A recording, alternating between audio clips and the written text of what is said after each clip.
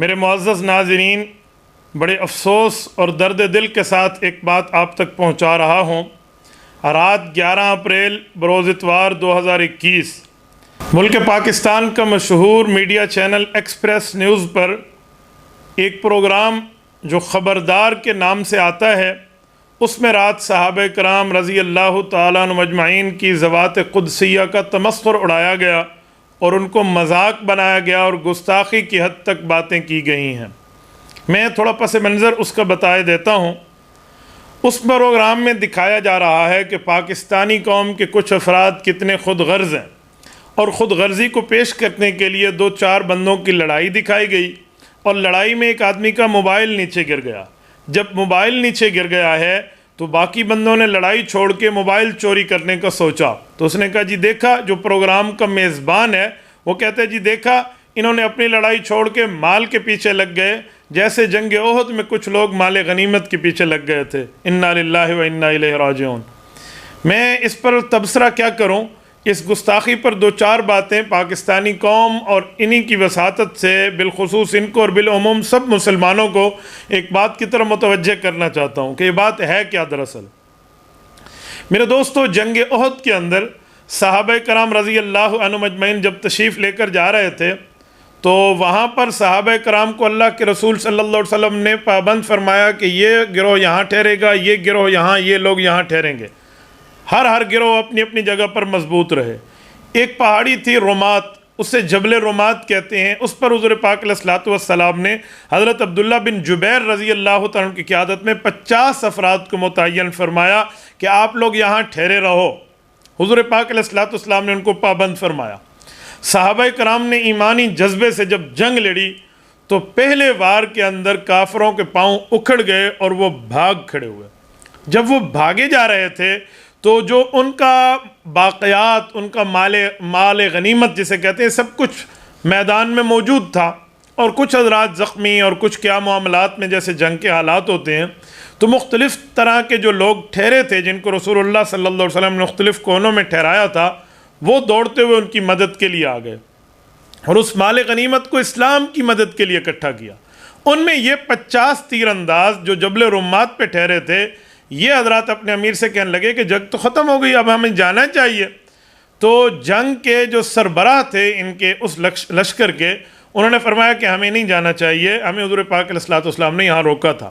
تو یہ لوگ کہنے لگے جی حضور علیہ الصلوۃ والسلام نے روکا تھا، ہمیں معلوم ہے، لیکن وہ تو جنگ تک حکم تھا، اب تو جنگ ختم ہو گئی ہے، کافر بھاگ گیا ہے، ہمیں جانا چاہیے مال غنیمت اکٹھا کر کے اسلام کی مضبوطی کے لیے، رسول اللہ کے قدموں میں پیش کرنے کے لیے یہ چیزیں ہمیں ان دوستوں کی مدد کرنی چاہیے۔ یہ کہہ کر یہ لوگ چلے گئے۔ 2-4 حضرات ٹھہر گئے، باقی چلے گئے۔ بھاگتے ہوئے کافر نے جب دیکھا کہ یہ جگہ خالی ہے تو انہوں نے اس جگہ سے حملہ کیا اور جنگ کا پاسا پلٹ گیا، اس پہ کچھ شہادتیں بھی ہوئیں اور جنگ کے معاملات بھی عجیب طرح کے ہو گئے۔ یہ ایک تتر بتر کی صورتحال ہوئی۔ جب جنگ ختم ہو گئی، ان حضرات کا محاسبہ کیا گیا کہ آپ لوگ یہاں سے کیوں ہٹے؟ کہ یا رسول اللہ، ہم نے تو یہی سمجھا تھا کہ آپ نے ہمیں جنگ تک کا حکم دیا، اب جنگ ختم ہو گئی ہے۔ تو رسول اللہ صلی اللہ علیہ وسلم کے فرمان سمجھنے میں ان سے لغزش ہو گئی، ان سے مسٹیک ہو گئی، ان کو حضور پاک علیہ الصلوۃ والسلام کے فرمان سمجھنے میں بھول سی واقع ہو گئی۔ اچھا، پھر اس کے بعد کیا ہوا؟ اللہ رب العزت نے سورت نمبر 3 سورت آل عمران آیت نمبر 155 ان کے لیے اتاری ہے اور فرمایا وَلَقَدْ عَفَا اللَّهُ عَنْهُمْ إِنَّ اللَّهَ غَفُورٌ حَلِيمٌ۔ میرے پاک پیغمبر، میں اللہ نے ان کی اس لغزش کو معاف کر دیا ہے، میں اللہ ان کے لیے معاف کرنے والا بھی ہوں اور بردبار بھی ہوں، یعنی ان کے بارے میں حوصلے سے کام لیجئے۔ اللہ پاک نے معاف کر دیا، رسول اللہ صلی اللہ علیہ وسلم نے معاف کر دیا، آپ صلی اللہ علیہ وسلم نے خندہ پیشانی سے ان کو سمجھایا کہ بات یہ نہیں ہے، یوں ہے، بات ختم ہو گئی۔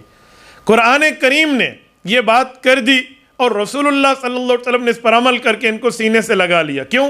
یہ حضور پاک علیہ الصلوۃ والسلام کے محب تھے، سچے لوگ تھے، متبع سنت تھے، اور رسول اللہ صلی اللہ علیہ وسلم کے سچے عاشق تھے۔ ایک مسٹیک ہوئی، اللہ نے معاف کر دی۔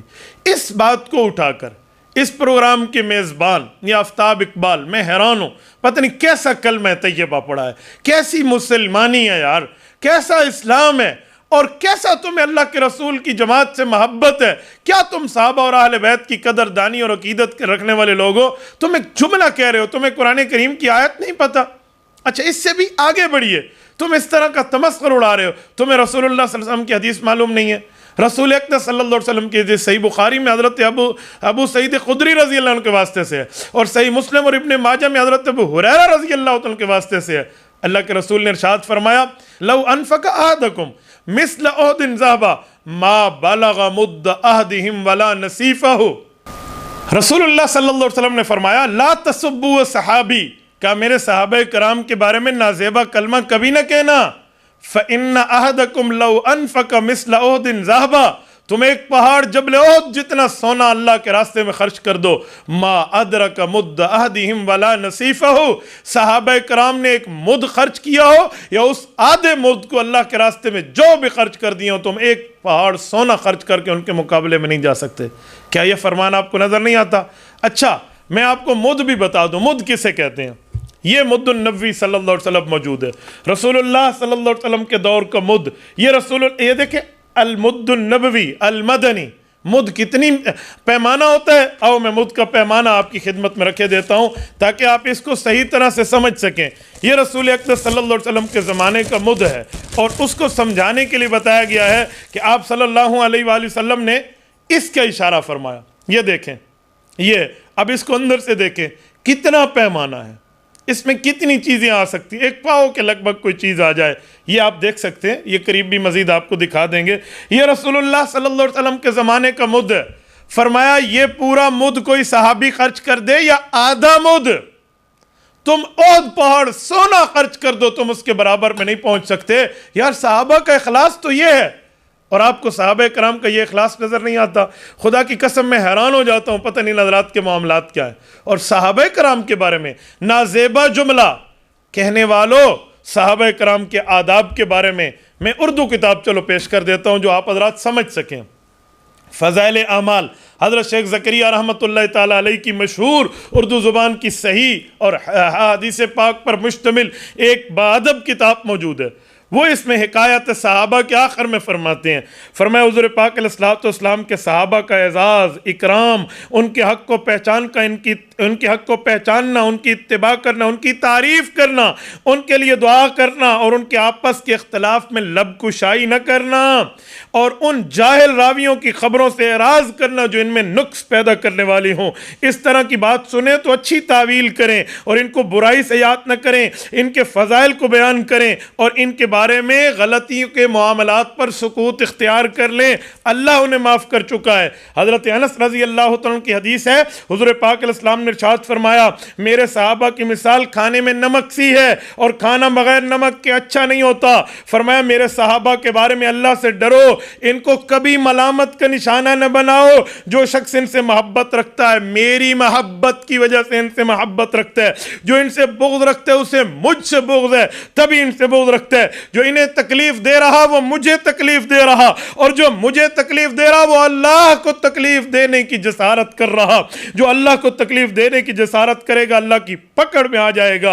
حضور پاک علیہ السلام نے فرمایا جو شخص صحابہ کے بارے میں نازیبا جملہ کہے اس پر اللہ کی لعنت، فرشتوں کی لعنت، تمام آدمیوں کی لعنت، نہ اس کا فرض قبول ہے نہ اس کا نفل قبول ہے۔ حضور پاک صلی اللہ علیہ وسلم کا فرمان ہے جو شخص صحابہ کے بارے میں میری رعایت کرے گا وہ قیامت میں اس کا محافظ ہوں گا۔ اور ایک جگہ ارشاد فرمایا جو صحابہ کے بارے میں میری رعایت نہیں کرے گا وہ حوض کوثر پر میرے پاس نہیں پہنچ سکے گا۔ حضرت سہل ابن عبداللہ فرماتے ہیں حضور پاک علیہ السلام کے جو صحابہ کی تعظیم نہ کرے وہ تو رسول اللہ پر ایمان لایا ہی نہیں ہے۔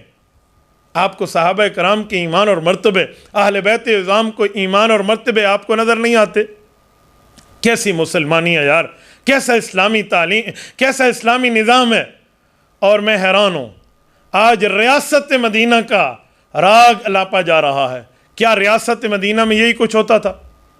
حکومت وقت سے، ریاست سے، پاکستان کے ذمہ داروں سے میں مطالبہ کرتا ہوں، رسول اللہ صلی اللہ علیہ وسلم تمہارے بھی نبی ہیں، آقا انعامدار ہمارے بھی نبی ہیں۔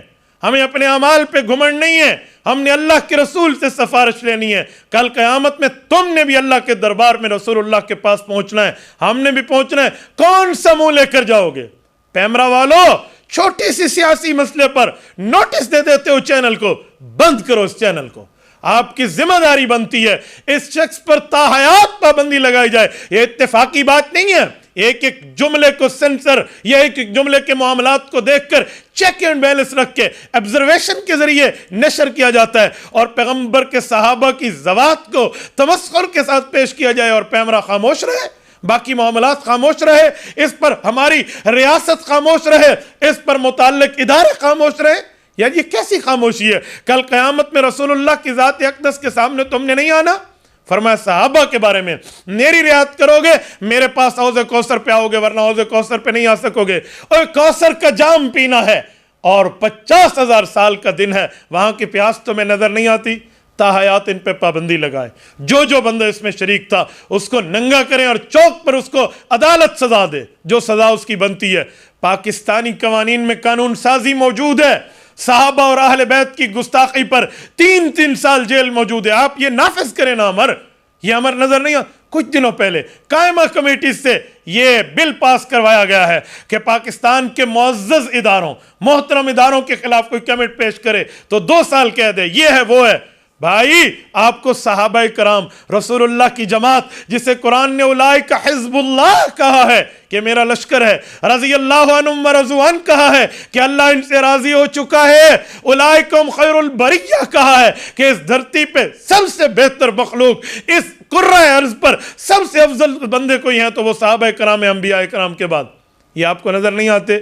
ان کے لیے قانون سازی کی ضرورت ہے، ورنہ کل قیامت میں دربار پیغمبر ہوگا، کل قیامت میں میدان محشر ہوگا. ہم عرض کریں گے میرے مولا جو ہم سے ہو سکا ہم نے اپنی طاقت کے مطابق ہم نے آواز بلند کی ہے، ہم نے کہا ہے، ہم خاموش گونگے شیطان نہیں بنے، خاموش نہیں رہے. جن کے ہاتھ میں اختیار موجود ہے اللہ ان سے پوچھ انہوں نے اختیار کہاں تک کیا ہے. میں اپنی ریاست سے اس بات پر پر امید ہوں کہ ان کے خلاف سخت سے سخت ایکشن لیا جائے گا اور اس پروگرام کو بند کر کے اس کے میزبان پہ تا حیات ان معاملات پہ پابندی لگائی جائے گی. اللہ تعالیٰ آپ کو اور ہمارا حامی اور ناصر ہو، ہمیں صحابہ اور اہل بیت کی عزت اور احترام کے جذبے کے ساتھ ہمارے دلوں کے ایمان میں رب موجزن کر دے. تبارك الذي نزل الفرقان على عبده ليكون للعالمين نذيرا.